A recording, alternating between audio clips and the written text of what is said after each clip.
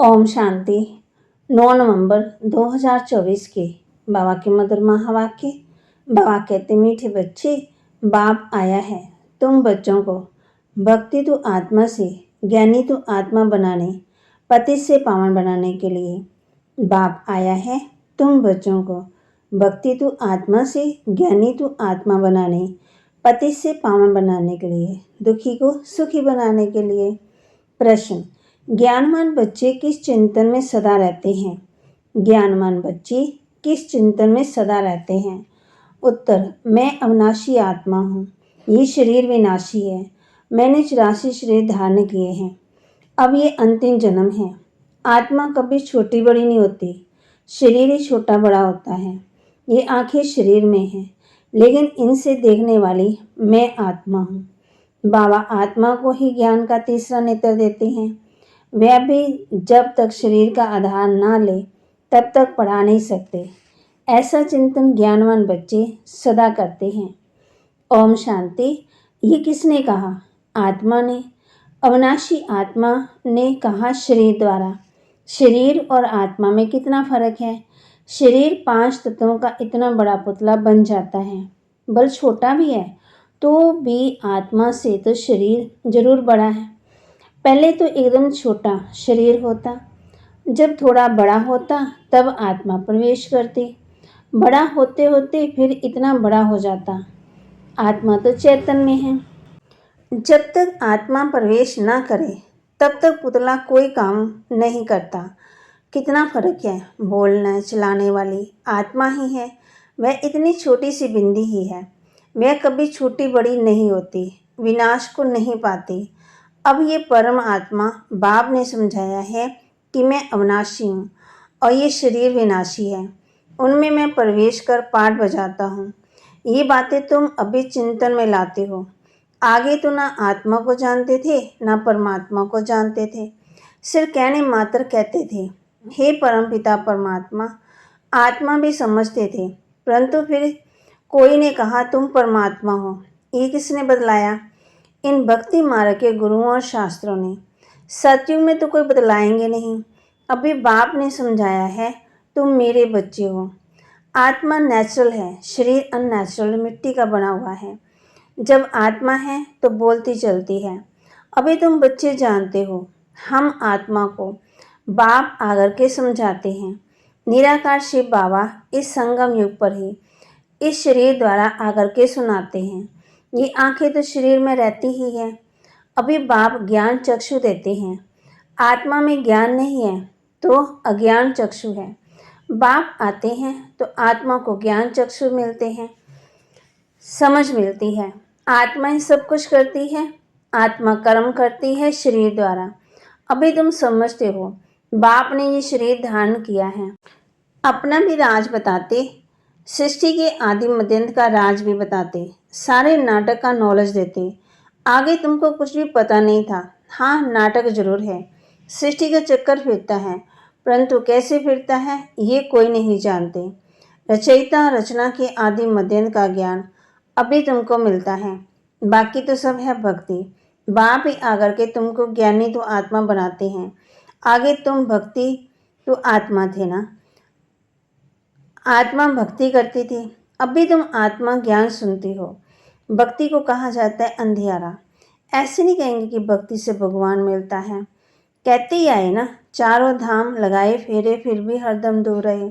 बाप ने समझाया है, भक्ति का भी पाठ है, ज्ञान का भी पाठ है। तुम जानते हो, हम भक्ति करते थे तो कोई सुख नहीं था। भक्ति करते इधर उधर भटकते गए, बाप को ढूंढते। अब भी समझते यज्ञ तप दान पुण्य आदि जो कुछ करते थे, ढूंढते ढूंढते कितने धक्के खाते खाते तंग हो जाते, तमो प्रधान बन जाते, क्योंकि गिरना होता है ना, झूठे काम करना शीशी होना होता है। पतित भी बन गए। ऐसे नहीं कि पावन होने के लिए भक्ति करते थे। भगवान से पावन बनने बिगड़ हम पावन दुनिया में जा ही नहीं सकते। ऐसे नहीं कि पावन बनने बिगड़ भगवान से मिल नहीं सकते।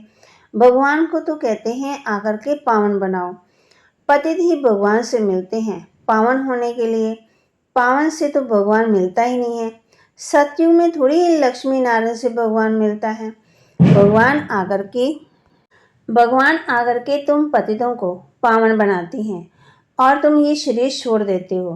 पावन तो इस तमो प्रधान पति सृष्टि में रह न सके। बाप तुमको पावन बना करके गुम हो जाते हैं। उनका पाठ ही ड्रामा में वंडरफुल है।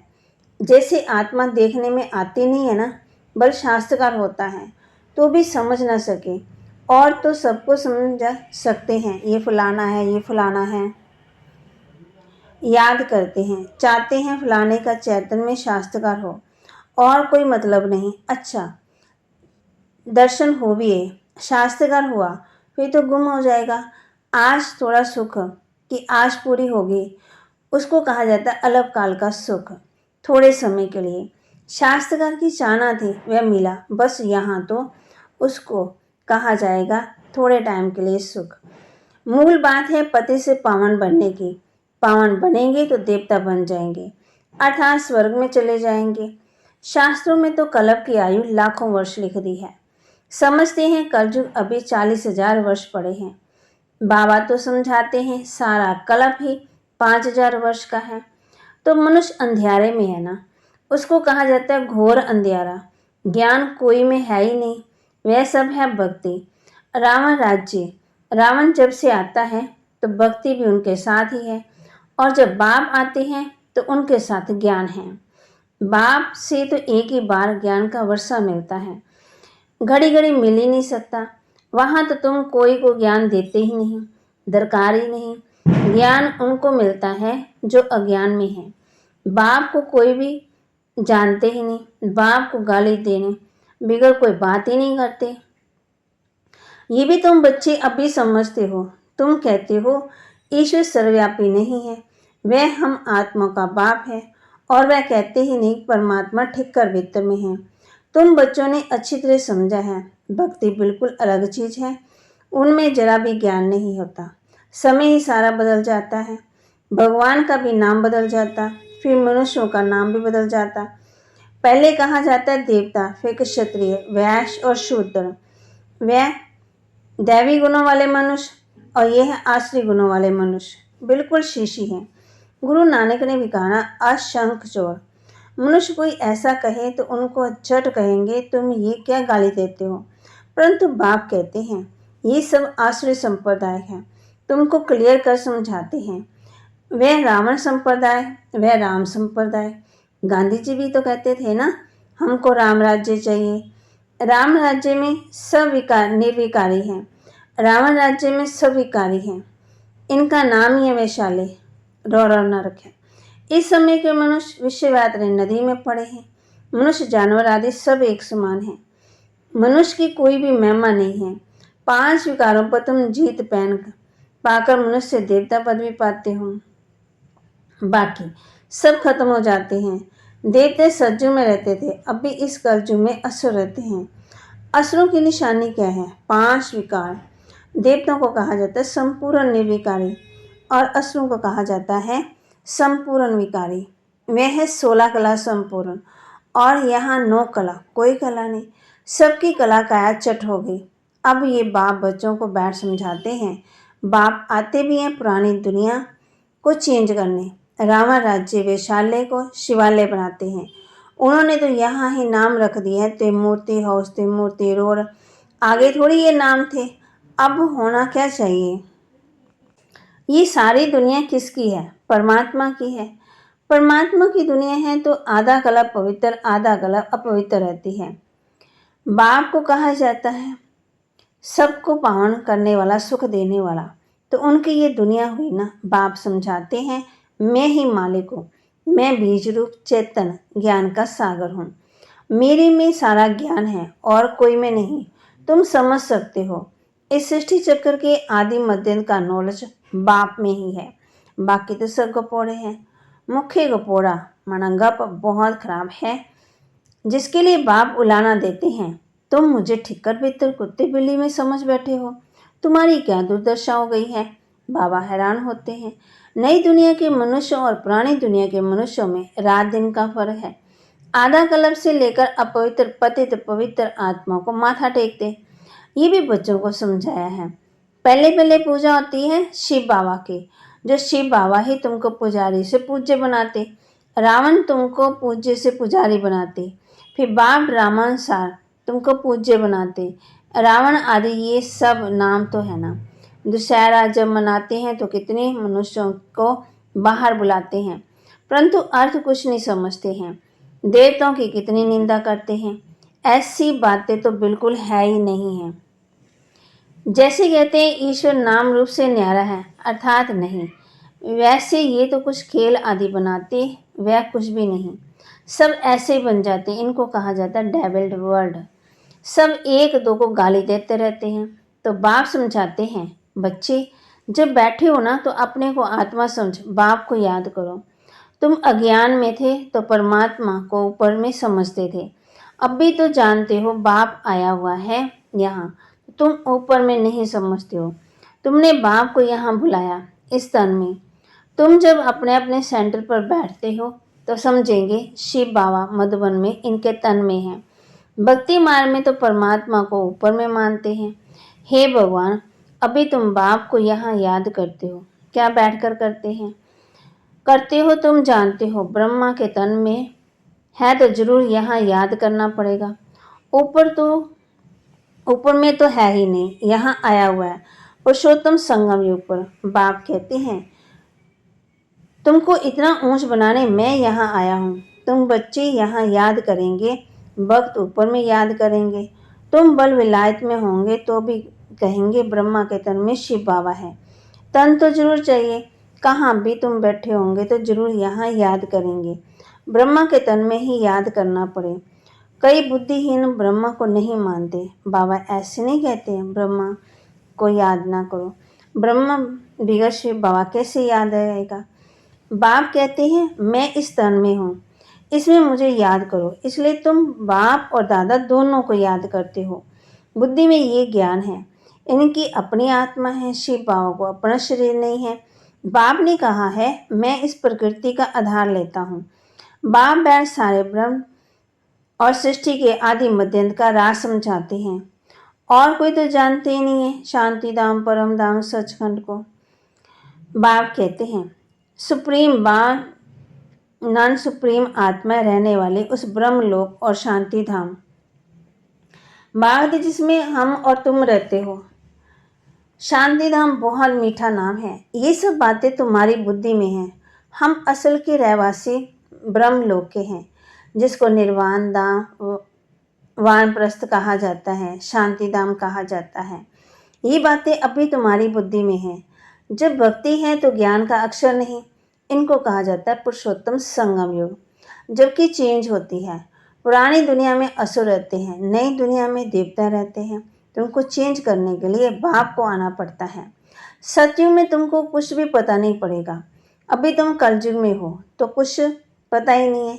जब नई दुनिया में होंगे तो इस पुरानी दुनिया का कुछ पता ही नहीं होगा। अब भी पुरानी दुनिया में हो तो नई दुनिया का मालूम नहीं है। नई दुनिया कब थी पता नहीं है, वह तो लाखों वर्ष कह देते हैं। तुम बच्चे जानते हो बाप इस संगम युग पर कलब कलब आते हैं, आकर के इस वैरायटी झाड़ का राज समझाते हैं, और ये चक्कर कैसे फिरता है वह भी तुम बच्चों को समझाते हैं। तुम्हारा धंधा ही ये समझाने का है। अब एक एक को समझाने से तो बहुत टाइम लग जाएगा, इसलिए अभी तुम बहुतों को समझाते हो। बहुत समझते हैं ये मीठी मीठी बातें, फिर बहुतों को समझानी है। तुम प्रदर्शनी आदि में समझाते हो। अब शिव जयंती पर और भी अच्छी रीति बहुतों को बुलाकर समझाना है। तुम तो एक्यूरेट बताएंगे ना, ये टॉपिक बन हुई। हम भी ये समझाएंगे। बाबा कहते समझाने के लिए टॉपिक बहुत अच्छी है। तुमको बार समझाते हैं जिससे तुम देवता बन जाते हो। जैसे तुम समझकर देवता बनते हो वैसे औरों को भी बनाते हैं। बाप ने हमको ये बनाया है, हम किसकी गलानी आदि नहीं करते हैं। बाप बतलाते हैं ज्ञान तो सदगति मार्ग कहा जाता, एक सतगुरु ही है पार करने वाला। ऐसे से मुख्य पॉइंट निकाल कर समझाओ। ये सारा ज्ञान बाप के सिवाय कोई दे नहीं सकता है। अच्छा, मीठे मीठे सिकलते बच्चों प्रति माता पिता बाप दादा का याद प्यार और गुड मॉर्निंग। रूहानी बाप की रूहानी बच्चों को नमस्ते। रूहानी बच्चों की रूहानी बाप दादा को दिलवा जान सिकवा प्रेम से नमस्ते। धारणा के लिए मुख्य सार। पुजारी से पूज्य बनने के लिए संपूर्ण निर्विकारी बनना है। ज्ञानवान बन स्वयं को स्वयं ही चेंज करना है। अलग काल सुख के पीछे नहीं जाना है। पुजारी से पूज्य बनने के लिए संपूर्ण निर्विकारी बनना है। ज्ञानवान बन स्वयं को स्वयं ही चेंज करना है। अलग काल सुख के पीछे नहीं जाना है। बाप और दादा दोनों ही याद करना है। ब्रह्मा बगैर शिव बाबा याद आ नहीं सकता है। भक्ति में ऊपर याद किया, अभी ब्रह्मा तन में आया है तो दोनों ही याद आने चाहिए। शिव बाबा भी और ब्रह्मा बाबा भी, बाप भी और दादा भी। ब्रह्मा बगैर शिव बाबा याद आ नहीं सकता है। भक्ति में ऊपर याद किया है, अभी ब्रह्मा तन में आया तो दोनों ही याद आने चाहिए। वरदान। हर कर्म में विजय का अटल निश्चय और नशा रखने वाले अधिकारी आत्मा व हर कर्म में विजय का अटल निश्चय और नशा रखने वाले अधिकारी आत्मा व विजय हमारा जन्म सिद्ध अधिकार है। इस स्मृति से सदा उठते चलो। कुछ भी हो जाए ये स्मृति में लाओ कि मैं सदा विजय हूँ। कुछ भी हो जाए ये निश्चय अटल है। नशे का आधार है निश्चय। निश्चय कम हो तो नशा कम, इसलिए कहते हैं निश्चय बुद्धि विजयी। निश्चय में कभी कभी वाले नहीं बनना। अविनाशी बाप है तो अविनाशी अधिकारी के अधिकारी बनो, प्राप्ति के अधिकारी बनो। अविनाशी बाप है तो अविनाशी प्राप्ति के अधिकारी बनो। हर कर्म में विजय का निश्चय और नशा हो। स्लोगन। बाप के स्नेह की छत्र छाया के नीचे रहो तो कोई भी विघ्न ठहर ही नहीं सकता है। बाप के स्नेह की छत्र छाया के नीचे रहो तो कोई भी विघ्न ठहर ही नहीं सकता है। बाबा के महावाक्य को लाइक करें, शेयर करें और सब्सक्राइब करें और अपने जीवन में धारण करें। ज्ञानवान बन स्वयं को स्वयं ही चेंज करना है। अलग काल के सुख के पीछे नहीं जाना है। बाबा ने हम बच्चों को कहा है कि बाप और दादा दोनों को याद करना है, एक को याद नहीं करना है। और बाबा के स्नेह की छत्र छाया के नीचे रहो तो कोई भी विघ्न ठहर नहीं सकता है। बाबा कहते हैं, बाबा के महावाक्य को लाइक करें, शेयर करें, सब्सक्राइब करें और अपने जीवन में धारण करें। ओम शांति।